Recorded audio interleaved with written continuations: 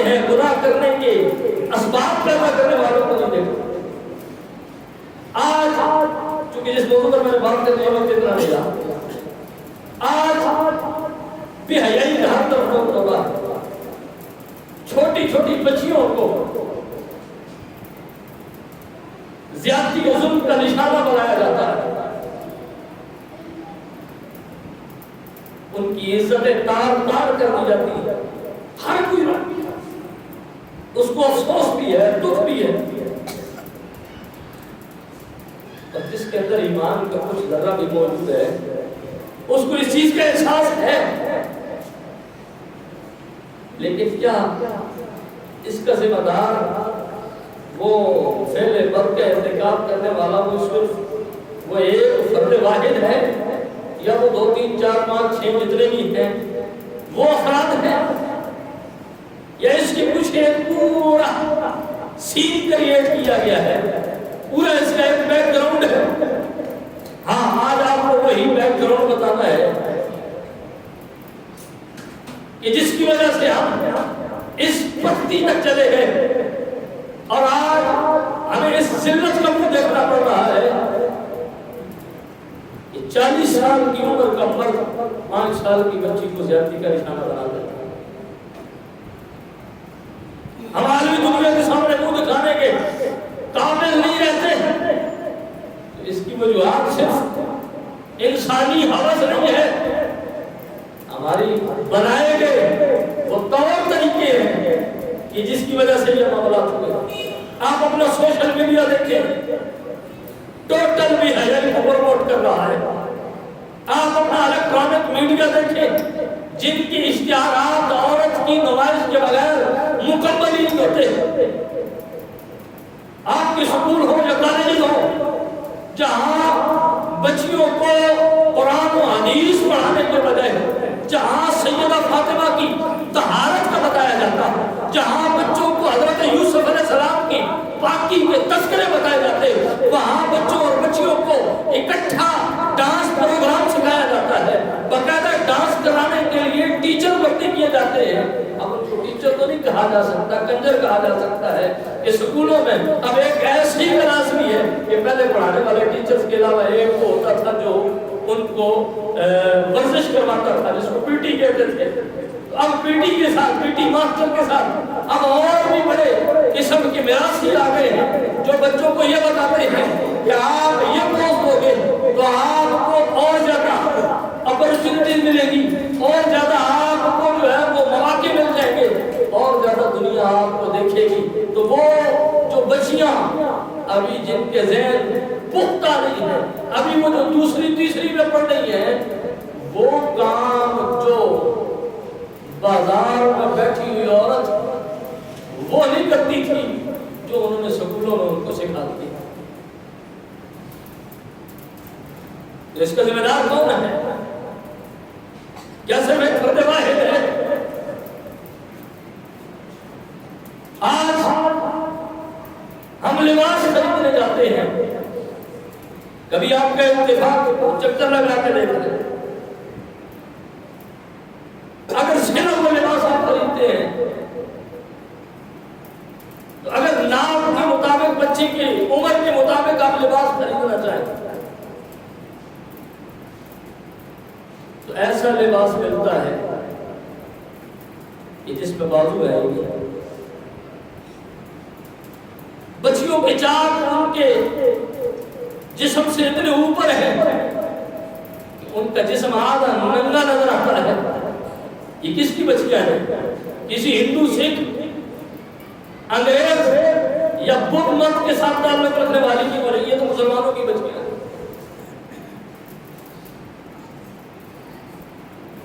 جن کے دوپٹے اور چادر کا عالم یہ ہوتا تھا کہ ان پر بھی کسی کی نظر نہیں پڑتی تھی، آج ہم نے ان کے لباس اتنے ٹائٹ بنا دیے کہ اگر لباس پورا بھی ہے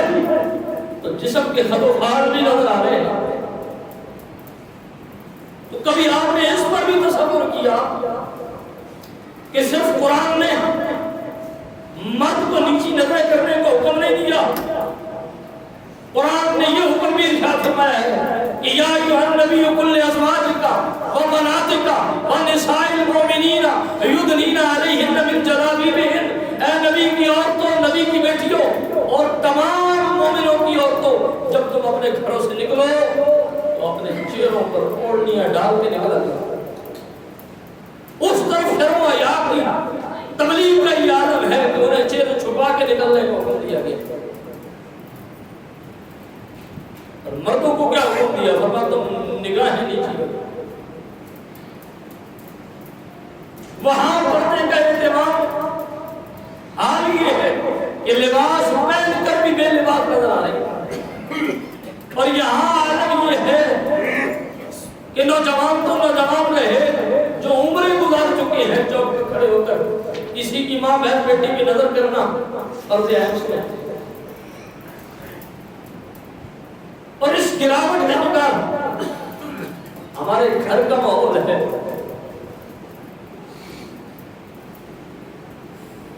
بوڑھے بوڑھے بابے موجود ہیں، وہ جو نوجوان کیونکہ اب تو اس کی ضرورت نہیں رہی، یہ آج کل بیٹا اگر اپنے باپ کو کہے ابا جی میں سینما میں فلم دیکھنے جا رہا ہوں، کیا خیال ہے؟ ابا جی اجازت دیں گے، اس کو پروٹوکول دیں گے، کہیں گے ٹھیک ہے بیٹا شاباش جا دیکھ کے جلدی واپس آ جاؤ، اس کو 2 دن تھپڑ ماریں گے، بےعزتی کریں گے۔ لیکن کبھی یہ سوچا کہ جو کام سینما والے کرتے تھے وہ ہمارے گھروں کے اندر ہو رہا ہے، اب وہاں پر جانے کی ضرورت نہیں ہے، وہ ہم نے اپنے گھروں میں لا کے رکھ دیا۔ جہاں کے میڈیا کا عالم یہ ہو کہ ایسے ڈراموں کو پروموٹ کیا جائے کہ جہاں یہ بتایا جائے کہ سادہ اور جو ہے وہ اس کے ساتھ تعلق رکھنے والے جو رشتہ دار ہیں ان کے آپس میں تعلقات کیسے ہونے چاہیے، جہاں اس چیز کی طرف رہنمائی کی جائے کہ بہنوئی اپنی سالی کے ساتھ ناجائز تعلقات کس طرح قائم کرتا ہے، جہاں یہ بتایا جائے کہ دیور اور بھابھی اس کے شوہر کے پیٹھ کے پیچھے کس طرح ناجائز تعلقات کو قائم کرتے ہیں، جن ڈراموں میں اس چیز کی ترغیب دی جائے کہ کس طرح ایک لڑکی 4 لڑکوں کے ساتھ اپنی محبت کے نام پر ٹھوکر چاہتی ہے، جہاں اس چیز کو بتایا جائے کہ بوڑھا سسر اپنی نوجوان بہو پہ کس طرح دل ہار رکھتا ہے، جن ڈراموں کا کلچر بھی ہو، پھر وہاں 5 سال کی بیٹی کی عزت لٹ جائے تو پھر حیران نہیں ہونا چاہیے، کیونکہ یہ تعلیم یہ تربیت ہمیں گھروں سے مل رہی ہے۔ بچہ آنکھ بعد میں کھولتا ہے، اسے اس تربیت کا اس ماحول کا اندازہ پہلے ہو جاتا ہے، اور یہ بات ذہن کے اندر رکھے۔ آخری بات کر کے میں بات کو سمیٹنا ہوں، تو اس کے اندر صرف وہ اس فعل برد کا ارتکاب، وہ تو مجرم ہے،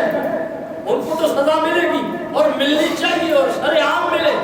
میں تو یہی کہتا ہوں کہ اسلام کی جس دن سے ہم نے سزائیں ترک کی ہیں، جب سے ہم نے دامن اسلام کو، جب فیصلے کرنے والوں کو قرآن کی الف بے کا بتا دی ہے، جب اعلیٰ اقتدار پر بیٹھنے والوں کو سورہ اخلاص سیدھی پڑھنی نہیں آتی، درود شریف ان کی زبان پر جاری نہیں ہوتا، پیغمبر آخر الزمان حضور خاتم النبیین کا لفظ خاتم النبیین بھی ان کی لفظ پر سیدھی طرح نہیں آتا، ایسے لوگوں کو جب ہم نے فالو کرنا شروع کیا تو معاشرے کی تباہی اور بربادی کا حال تو یہی ہونا تھا،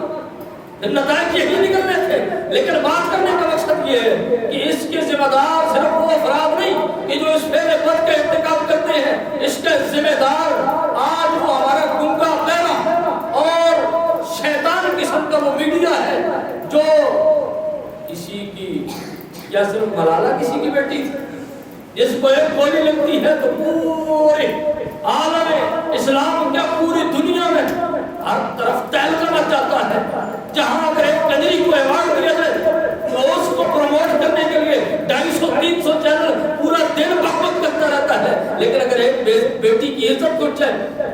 تو یہ پیسے کھا کر اس کے لیے آواز اٹھانے کے لیے بھی تیار نہیں، کیونکہ ان کو پتا ہے جو حرام خوری وہاں پر ہو رہی ہے اس حرام خوری کی اصل پروموٹ کرنے والے ہم خود ہیں۔ اس حرام خوری کو اس رمضان کے پروگرام ہوتے ہیں، رمضان کے اندر سحری اور افطاری کی ٹرانسمیشن چل رہی ہوتی ہے، اور وہاں بچیوں کو اس صورت کا پروموٹ کیا۔ میں نے ابھی ریسنٹلی، اور یہ صرف یہ تو دنیاوی لحاظ ہے نا، آج مذہبی کلچر بھی اس حوالے سے آ گیا کہ ہم حضور کے سزا خانوں کو نہیں پسند کرتے، ہم مولویوں کو نہیں پسند کرتے، ہم پیروں کو نہیں پسند کرتے، ہم سنا خان اور مولوی کے روپ میں جو ایکٹر آتا ہے اس کی ایکٹنگ دیکھتے ہیں،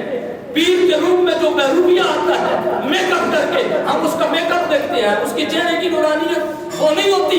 کہ 600 قسم کی سرخیاں لگا کے آتے ہیں، ریشمی کپڑے پھڑکتے ہوئے پہن کے آتے ہیں، اور وہ اس کی پیری اور اس کی اہلیت کی دلیل ہے، اور مولوی جناب 616 گز لمبی دستار اور جوبہ پہن کے آتے ہیں تو یہ اس کی علمیت کی دلیل ہے۔ یہ ناچ خان جو ہے وہ 6 قسم کی ٹوپیاں ساتھ رکھ لے تو اس کی جو ہے وہ خوبصورت ناچ خانی کی یہ دلیل ہے۔ نہیں، جس دن سے ہم نے ان میراثی ٹائم لوگوں کو پروموٹ کرنا شروع کیا ہے، ہمارا دنیاوی طبقہ تو دنیاوی رہا، دین۔ میں نے ایک محفل کا اشتہار دیکھا ہے کسی دوست کو، اگر یقین نہ ہے تو میں نے اس کو بطور ثبوت اپنے پاس موبائل میں رکھا کر دکھانے کے لیے۔ اب ہمارے حال یہ آ چکا ہے کہ محفلوں میں اشتہارات پر مردوں کی تصویروں کے بجائے عورتوں کی تصویریں آتی ہیں، یہ بھی پروموٹ کرنے کے لیے عورتوں کی تصویریں آتی ہیں، اور پھر وہ یہ نہیں کہ حضور کی نعت پڑھ رہی ہے، سادہ ماحول ہو، پردہ ہو، حجاب کے اندر ہو، نہیں، باقاعدہ میک اپ کے اندر، باقاعدہ سرخی پاؤڈر کے اندر، باقاعدہ جو ہے وہ ایک براؤ شنگار کے ساتھ، اور پھر ساتھ اوپر میں یہ لکھا ہوا ہے، پہلے محفلوں میں یہ لکھا ہوتا تھا کہ عورتوں کے لیے پردے کا اہتمام ہوگا، اب اوپر بڑی سرخی میں لکھا ہوا ہے کہ زنانہ محفل ہے، مردوں کے لیے پردے کا اہتمام ہوگا۔ جہاں بھی یہی کا حالت یہ ہو کہ مرد پردہ کرنے پر مجبور ہو جائے تو پھر آپ اندازہ لگائیں کہ صرف اس کا ایک ذمہ دار فرد واحد نہیں ہے، بلکہ گھر کی 4 دیواری میں رہنے والے ایک فرد سے لے کر وہ اقتدار اعلیٰ پر بیٹھنے والے بڑے بڑے فرعون اس میں شامل ہیں، اس میں بڑے بڑے ناچخان شامل ہیں، بڑے بڑے ملا شامل ہیں، اور بڑے بڑے پیر شامل ہیں۔ اس میں کس شریعت نے اجازت دیا ہے کہ مولوی کے سامنے بغیر حجاب کے غیر محرم بیٹھے؟ کون سی شریعت اجازت دیتی ہے بڑے سے بڑا پیر ہو اس کے سامنے کوئی غیر محرم عورت بیٹھ جائے؟ کس ناچخان کو یہ شریعت اجازت دیتی ہے کہ غیر محرم عورتوں میں بالغ ہو کر وہ نعت پڑھے؟ لیکن یہ سب چلتا ہے، فوتگی ہوتی ہے۔ ہم نے خوشی تو خوشی رہی نا، ہم نے اپنی فوتگیوں میں بھی جنازوں پر کلمہ پڑھنے والے گھنٹے گھنٹے پہلے ناچخانوں کو بلا لیا جاتا ہے، اور کئی مقامات پر میں نے منع کیا۔ ایک مقام پر وہ نبینا حافظ کو لے جو کلمہ پڑھ رہے، کوئی کسی کے ساتھ اس کا رشتہ نہیں، پورا آدھا گھنٹہ پہلے ابھی جنازہ کا ٹائم ہے، وہ چرپائی کے پاس جنازہ پڑھا، 7 سال ہوتے ہو رہی ہے۔ میں نے کہا یہ کیا ہے؟ وہ جی یہ نابینا ہے، اس کو نظر کچھ نہیں تھا۔ میں کہا یہ نابینا ہے، تم تو نابینی نہیں ہو، کون سی شریعت اجازت دیتی ہے؟ وہ جی ناچخانی کر رہے ہیں، دین اسلام کے بیڑا غرق کر کے ناچخانی کر رہے ہیں، یہ دین کی تباہی کر رہے ہیں۔ پھر مولوی صاحب آئیں گے، واسکر سیاسکر سیٹ کریں گے، توبیوں بھی سیٹ کریں گے، 10-15 منٹ دعا کھڑے ہو کے عورتوں میں منگائیں گے۔ کون سی شریعت کس مولوی کو اجازت دیتی ہے کہ عورتوں میں کھڑے ہو کے دعا مانگے؟ وہ دین ہمیں بھی بتاؤ نا،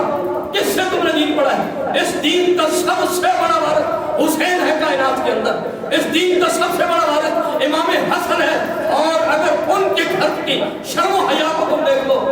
تو تمہیں شرم آ جائے کہ اپنے آپ کو مسلمان کہتے ہیں۔ اور میں یہ کہتا ہوں کہ کائنات کا سب سے بڑا پیر، حضور سے بڑا کائنات کے اندر پیر کوئی نہیں ہے، بلکہ جس پیر کو نبی بھی پیر مانتے ہیں وہ حضور کی ذات ہے۔ بتاؤ کسی عورت سے بغیر پردہ کے حضور نے ملاقات کی؟ ڈرامہ بنایا ہوا ہے شریعت کے ساتھ، تماشا بنا ہوا ہے، اور پھر کہتے ہیں کہ جی 5 سالہ بچی کے ساتھ یہ ہو گیا، 5 سالہ بچے کے ساتھ یہ ہو گیا، تو اس کے ذمہ دار خود ہونا، تمہارا سوشل میڈیا ہے، الیکٹرانک میڈیا ہے۔ اور پھر اپنے بچوں کو بڑے شوق کے ساتھ، جو بچہ چپ نہیں کر رہا ماں کو کہتی ہے چلو بیٹا دیکھ لو۔ یہ بات ذہن کے اندر رکھیں کہ جب معاشرے کی ذہن سازی اس انداز سے ہوگی، جب باپ بیٹے کے سامنے جھوٹ بولے گا تو اب بیٹا جھوٹ کو گناہ نہیں سمجھے گا، جب بیٹے کی پرورش اس انداز میں ہوگے کہ وہ باپ کو چوری کرتا وہ دیکھے گا تو بیٹے کے نزدیک وہ چوری جرم نہیں ہوگی. جب باپ خود بستر میں لیٹا رہے گا نماز نہیں پڑھے گا تو کیا خیال ہے اس کا بیٹا مسجد میں نکل کے نماز پڑھنے کے لیے جائے گا؟ اس کی نہ نماز پڑھنے کی وجہ ہے کہ یہ بھی ہے کہ اس کا باپ نماز نہیں پڑھتا, اس کی ماں نماز نہیں پڑھتی. اور آخری بات کر کے